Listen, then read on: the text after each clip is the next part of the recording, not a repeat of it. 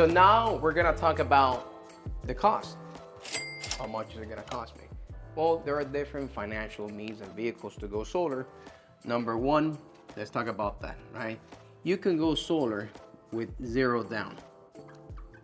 It's not free. If anybody's telling you and you see all these ads online, everything, go solar for free or stop if you're buying solar because you can get it for free from the government. That's not true. What you're doing is bill swapping. What I mean by that is you can go solar, right, with zero down. Why? Because you're gonna put up a loan to pay for the solar panels, okay? And that loan typically it's going to be, extended for 25 years term, so that the monthly payment is gonna be very close to or less than what you're paying on your utility bill. So you're bill swapping. That's why it says go solar, zero down, okay? Number two,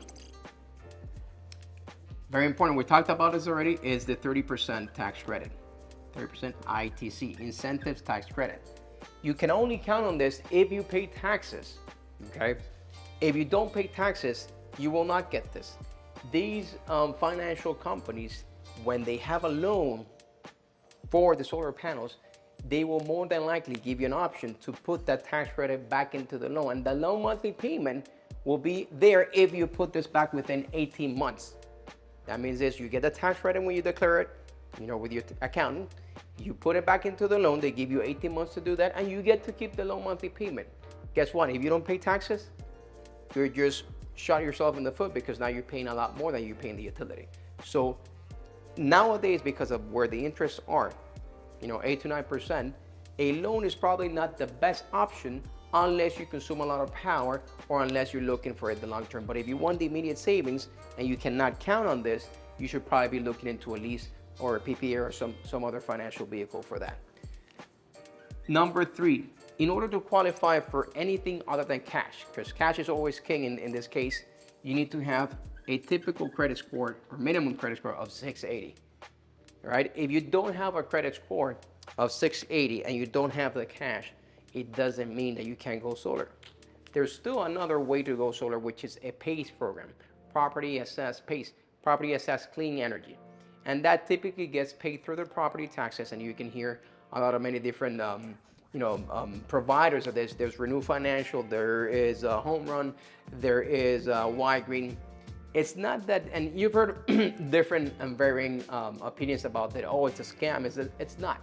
The scam part of it is that it was not explained properly, but it's a really good program. I've actually used it myself, where you can go solar and it goes tied to your property taxes. So they'll pay it and they'll put it in your escrow account or your mortgage, more or less, and you'll pay in through that. The caveat to that is, number one, you cannot be late on property taxes for the past 3 years. Number two is they will put a lien on the property because they're backing up the investment. So these are some of the things that you should be aware of or consider important when you're looking at the cost and how do you qualify for either of these different categories or segments. Oh, I'm not gonna go solar because I'm going to move in the next 5 or 6 years, so I don't know if I'm gonna live in that house forever. Guess what? We all know that. Most people actually in Florida especially, they will move within the next 7 to 10 years. So you're not expected to be there, and you should not shy away from going solar because you're planning on moving. As a matter of fact, here at Paoli, about 30% of what we do, they're not homeowners. They're contractors, builders, and general developers per se that ask us to put solar on the properties that they're gonna sell for more. Okay, so you do not need to live in the house to get the value out of solar. Why? So let's talk about what's important here. Number one, if you move, property value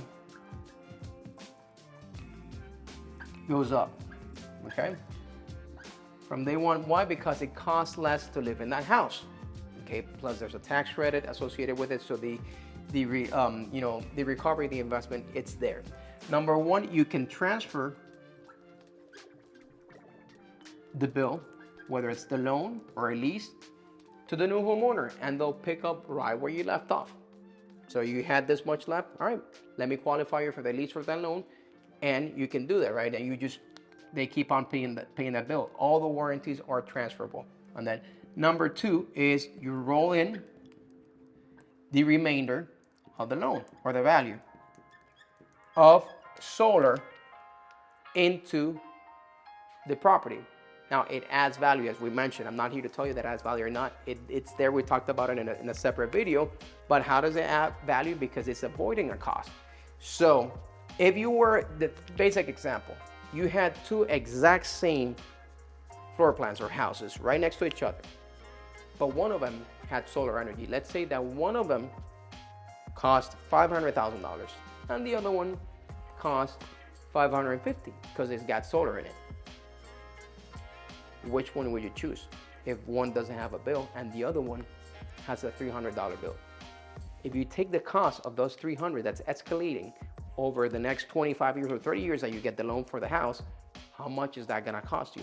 Versus if you bundle everything into that loan, an extra $50,000 amortized over 30 years, it's probably less than, $80 or $100 a month or something like that, right?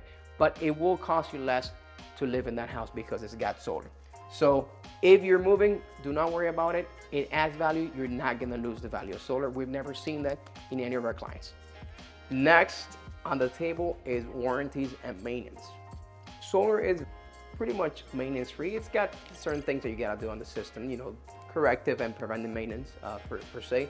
But overall, especially here in Florida, the way most roofs are, the slope and the amounts of rain that we get, they pretty much clean themselves. It's never going to be the same as you actually doing some treatment and cleaning on that, but they, for the most part, do not have other issues like we have in other states where there's a lot of dust, there's a lot of debris and things just getting onto the panels. It really depends on where you live.